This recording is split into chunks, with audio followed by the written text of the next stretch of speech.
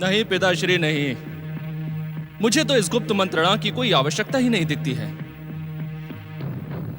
हाँ, यदि आप मुझे आज्ञा दें तो मैं अकेले ही बंदरों और भालुओं से सजी उस वनवासी राम की सेना को दंडित कर सकता हूं। मूर्खों जैसी बातें करके तुम लंकेश्वर रावण को ही नहीं, स्वयं को भी भ्रमित कर रहे हो युवराज मेघनाद। युद्ध प्रारंभ हुए अभी कुछ ही समय हुआ है। किनारांतक, दुरागम और महोदर जैसे कई बलशाली राक्षस वीर शत्रु के हाथों मारे गए। तीनों लोकों में विजय का ध्वज फहराने वाली राक्षस सेना की दशा दुर्दशा तक पहुंच गई है। और तुम कहते हो कि मंत्रणा की आवश्यकता नहीं। युद्ध प्रारंभ हो जाने के पश्चात मंत्रणा की नहीं, प्रदर्शन की आवश्यकता होती है ज्येष्ठ काकाश्री। मुझे अपनी शक्ति पर अभिमान है। मैंने देवराज इंद्र को अपनी शक्ति से बंदी बनाया था। जिसकी शक्ति पर उस वनवासी राम को इतना अभिमान है, उस हनुमान को बांधा था मैंने। ब्रह्मा के वरदान की आड़ में तुमने देवराज इंद्र को पराजित तो किया था इंद्रजीत, पर इतना तो बताओ कि महावीर हनुमान को बंदी बनाकर भी तुम्हें क्या मिला? ध्वस्त हो गई कीर्ति लंका की। तुम्हारी आंखों के सामने वो बजरंग बली सोने की लंका को राख का ढेर बनाकर चला गया, और तुम ब्रह्म बाण और नागपाश चलाकर भी उस अंजनी पुत्र हनुमान का कुछ नहीं बिगाड़ पाए। उसके दोषी हम नहीं, काका श्री विभीषण थे। मैं तो उस वानर को मृत्यु दंड देना चाहता था, किंतु पिताश्री ने भरी राजसभा में मेरे प्रस्ताव को ठुकराकर और काका श्री विभीषण के प्रस्ताव को स्वीकार कर हनुमान की पूंछ में आग लगाने का आदेश दे दिया। तुम ठीक कहते हो पुत्र। उस दिन विभीषण की बात मानना मेरी भूल थी। यदि आज हनुमान राम के साथ ना होता तो राम की शक्ति अधूरी थी। आप हनुमान के अंत की बात कर रहे हैं? लड़कपन में सूर्य को फल समझकर मुंह में रखने वाले हनुमान को शत्रुता की दृष्टि से देखना भी असंभव है भ्राता जी। अशोक वाटिका में उस असंभव को भी मैंने संभव किया था। यह तुम्हारी भूल है वत्स। संसार के बंधन काटने वाले हनुमान जी लंका की सैन्य शक्ति, अस्त्र शस्त्र की संख्या और रणनीति का अनुमान लगाने के लिए ही तुम्हारे बंधन में बंधे थे। यह असत्य है। पुत्र मेघनाद की वीरता पर मिथ्या आरोप है। दुष्ट षड्यंत्रकारी विभीषण के कहने पर उस दिन हमने उस बंदर को छोड़ दिया था। हंसी आती है लंकेश्वर, परंतु मैं आपसे एक प्रश्न अवश्य पूछना चाहता हूं। हनुमान जी को तो छोड़ दीजिए, ये बताएं, उस दिन राज्यसभा में अंगद के जमे हुए पैर को उखाड़ने में लंका के सारे वीर, यहां तक कि मेघनाद और आप भी असफल क्यों रह गए थे लंकेश्वर? समय सदा एक सा नहीं रहता भैया। पूर्व से निकले सूर्य को पश्चिम में अस्त होना ही पड़ता है। ज्येष्ठ काकाश्री, यदि आप इसी प्रकार हमारा मनोबल तोड़ते रहेंगे तो हम युद्ध भूमि में जाने से पहले ही युद्ध हार जाएंगे। यह युद्ध तो हम उसी दिन हार गए थे युवराज मेघनाद, जिस दिन लंकेश्वर जगत जननी सीता को हरकर यहां लाए थे। हम यहां वाद विवाद के लिए नहीं, लंका की राक्षस सेना का मनोबल बढ़ाने के लिए एकत्रित हुए हैं। युद्ध तो प्रारंभ हो गया है महाबली कुंभकर्ण। अब या तो शत्रु मरेगा या फिर हम वीर गति को प्राप्त होंगे, पर युद्ध नहीं रुकेगा। हम सबको युद्ध लड़ना ही होगा। यही युद्ध का नियम है और रावण की मर्यादा। मुक्ति के मोह में मैंने श्री राम से युद्ध करना तो स्वीकार कर लिया, परंतु धन्य है मेरा भाई विभीषण, जिसे राम के चरण सेवा का अवसर मिला। विभीषण का नाम भी न लो मेरे सामने कुंभकर्ण, उसका नाम भी न लो मेरे सामने। केवल राक्षस सेना के मनोबल को बढ़ाने की बात करो। पिताश्री, केवल एक दिन का समय दीजिए मुझे। मैं अपनी वरदानी शक्तियों से राम की सेना को तहस नहस कर दूंगा। ऐसा भीषण प्रहार करूंगा कि पृथ्वी तो पृथ्वी, पाताल और स्वर्ग भी कांप उठेंगे। नहीं पुत्र नहीं। जिन स्थितियों पर हम विचार कर रहे हैं उसके प्रति तुम गंभीर नहीं हो। इस समय प्रश्न व्यक्तिगत और वरदानी शक्ति का नहीं, राक्षस सेना के मनोबल का है। पुत्र मेघनाद, तुम नहीं जानते, युद्ध सेना के मनोबल से जीता जाता है। और बंदरों, भालुओं की शक्ति के सामने हमारी राक्षस सेना का मनोबल टूट चुका है। इन परिस्थितियों में राक्षस सेना का मनोबल बढ़ाने के लिए यही उचित होगा कि आप सह्याद्री के दैत्यराज भल्ला तक से सैन्य सहायता प्राप्त करें। हाँ, ये तुमने अच्छा सुझाव दिया कुंभकर्ण। दैत्यराज के सैनिक पहाड़ों और जंगलों में रहने के अभ्यस्त हैं। वो राम की जंगली सेना को उचित उत्तर दे सकते हैं। एक क्षण का भी विलंब किए बिना हमें महाराज भल्ला तक को अपने सैनिकों को यहां भेजने का आदेश देना चाहिए। ठहरे लंकेश्वर, ठहरे। इस समय आपको महाराज भल्ला तक की आवश्यकता है। ये लंका की स्थितियां देखते हुए आपके आदेश को ठुकरा भी सकते हैं। वो असभ्य और जंगली दैत्यों का राजा भल्ला तक लंकेश्वर रावण के आदेश को ठुकराएगा? यदि उसने ऐसा दुस्साहस किया तो मेघनाद यहीं से उसके राज्य पर शक्ति फेंककर उसे और उसके राज्य को नष्ट कर देगा। श्री राम के साथ युद्ध करते समय तुम्हें ऐसी शक्तियों की आवश्यकता पड़ेगी मेघनाद। इन्हें संभाल के रखो वत्स, संभाल के। तो फिर हम क्या करें कुंभकर्ण? तुम्हारा तो महाराज भल्ला तक से पुराना परिचय है। तुम सह्याद्री चले जाओ। मैं? मेरा सह्याद्री जाना उचित नहीं होगा भैया। सेना की लंका को आवश्यकता है, इसलिए लंकेश्वर का वहां जाना उचित है। हाँ, यदि लंकेश्वर आदेश दें तो मैं उनके साथ अवश्य चला जाऊंगा। कैसी बातें कर रहे हो तुम? इस समय लंका पर युद्ध का भयानक संकट मंडरा रहा है। एक के बाद एक हमारे योद्धा मारे जा रहे हैं और तुम कहते हो कि हम दोनों लंका छोड़कर सह्याद्री चले जाएं? सारी परिस्थितियां समझने के बाद ही मैंने आपको परामर्श दिया है लंकेश्वर। प्यासा सदा कुएं के पास आता है, कुआं कभी प्यासे के पास नहीं आता। तुम्हारी बात तो सत्य है कुंभकर्ण, पर मैं लंका छोड़कर सह्याद्री कैसे?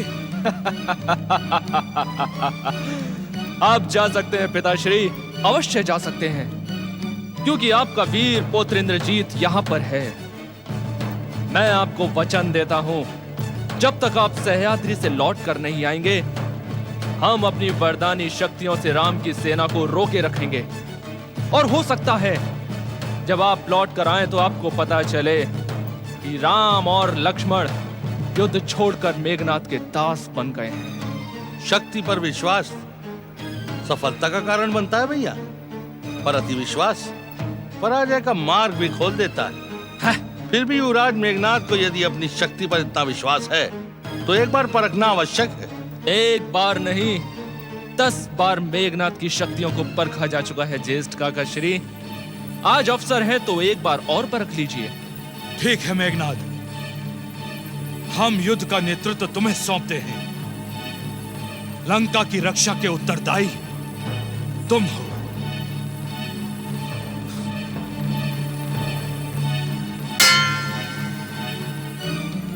लंकेश्वर की जय हो। आज्ञा लंकेश्वर।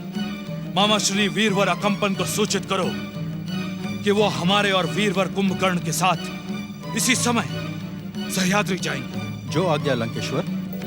सह्याद्री नरेश दैत्यराज भल्ला तक की सह्याद्री नरेश दैत्यराज भल्ला तक की सह्याद्री नरेश दैत्यराज भल्ला तक की दैत्यराज भल्ला तक की जय हो। लंका का राजदूत आपकी सेवा में उपस्थित होना चाहता है। उसे आदर सहित भीतर ले आओ। जो आज्ञा महाराज।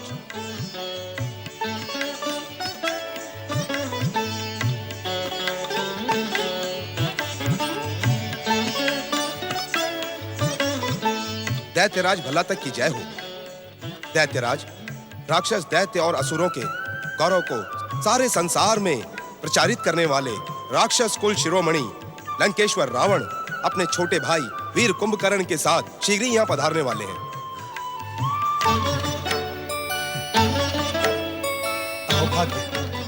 अहोभाग्य लंकेश्वर रावण और वीर कुंभकर्ण के सह्याद्री पधारने की सूचना देकर तुमने हमें प्रसन्न कर दिया है।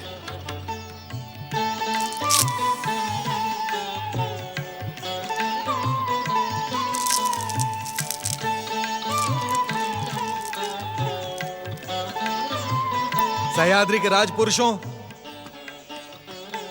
विश्रवा पुत्र लंकेश्वर रावण और वीर कुंभकर्ण ने अपने ही बाहुबल से तीनों लोकों पर अधिकार किया है। यह हमारा सौभाग्य ही है कि वे स्वयं हमारी राजधानी को पवित्र करने और हमारी कीर्ति बढ़ाने के लिए यहां पधार रहे हैं। हम लंकेश्वर रावण और वीर कुंभकर्ण के भव्य स्वागत का आदेश देते हैं। सह्याद्री नरेश दैत्यराज भल्लाता की।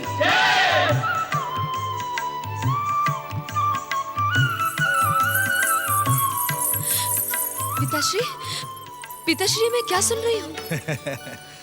तुमने सत्य सुना है पुत्री। हम भी तुम्हें लंकेश्वर रावण और वीर वर कुंभकर्ण के आने की सूचना देने आ ही रहे थे। ये वही महाराज कुंभकर्ण है ना, जिनकी कथाएं आप मुझे बचपन में सुनाया करते थे? हाँ राजकुमारी, आज वे अपने बड़े भाई के साथ सह्याद्री का सौभाग्य बढ़ाने यहाँ पधार रहे हैं। हमें तन और मन से उनका स्वागत करना है पुत्री। पिताश्री। राक्षस कुल शिरोमणि लंकेश्वर रावण और वीर कुंभकर्ण की। राक्षस कुल शिरोमणि लंकेश्वर रावण और वीर कुंभकर्ण की। राक्षस कुल शिरोमणि लंकेश्वर रावण और वीर कुंभकर्ण की। पधारें लंकेश्वर।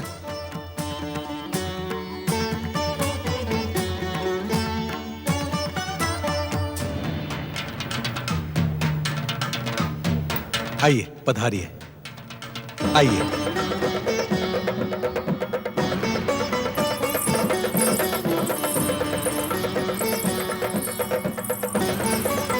राक्षस कुल शिरोमणि लंकेश्वर रावण और वीर कुंभकर्ण की। राक्षस कुल शिरोमणि लंकेश्वर रावण और वीर कुंभकर्ण की।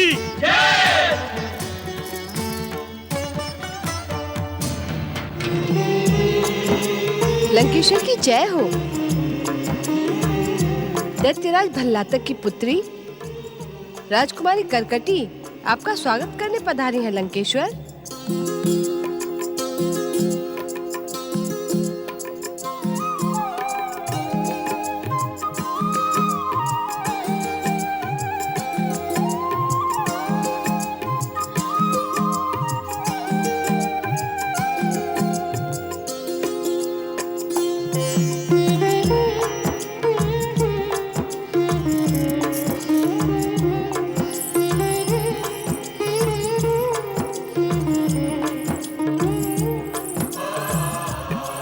लंकेश्वर रावण, सह्याद्री का ये शीतल पेय आपकी यात्रा की थकान मिटा देगा, इसे स्वीकार करें।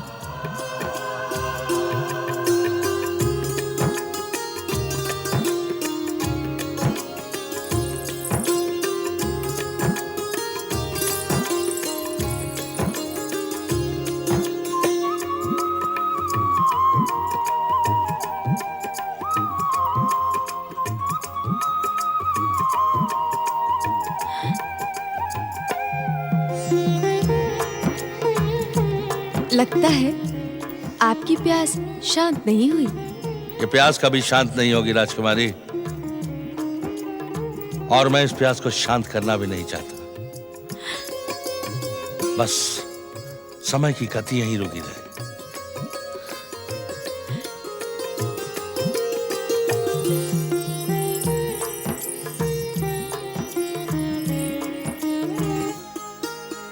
राक्षस कुल शिरोमणि लंकेश्वर, इस सिंहासन पर विराजमान हो। नहीं महाराज, ये सिंहासन आपका है। हमारा जो कुछ भी है वो आपका भी है लंकेश्वर। तो फिर ठीक है, हम दोनों साथ साथ इस सिंहासन पर विराजमान होंगे महाराज भल्लातक। नहीं नहीं लंकेश्वर, हम स्वयं को आपके साथ बैठने योग्य नहीं समझते। सारा संसार आपके पराक्रम से मुग्ध है।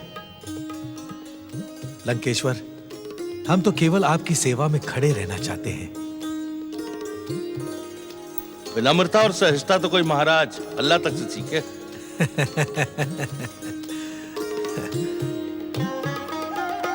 विराजी,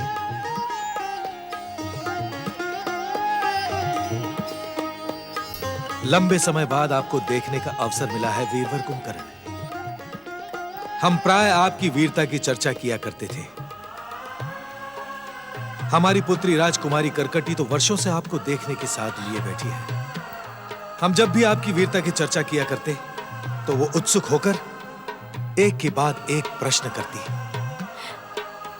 तो यूं समझ लीजिए, देवयोग से राजकुमारी करकटी के प्रश्नों का और उनकी जिज्ञासा का समाधान करने ही हम यहाँ आए।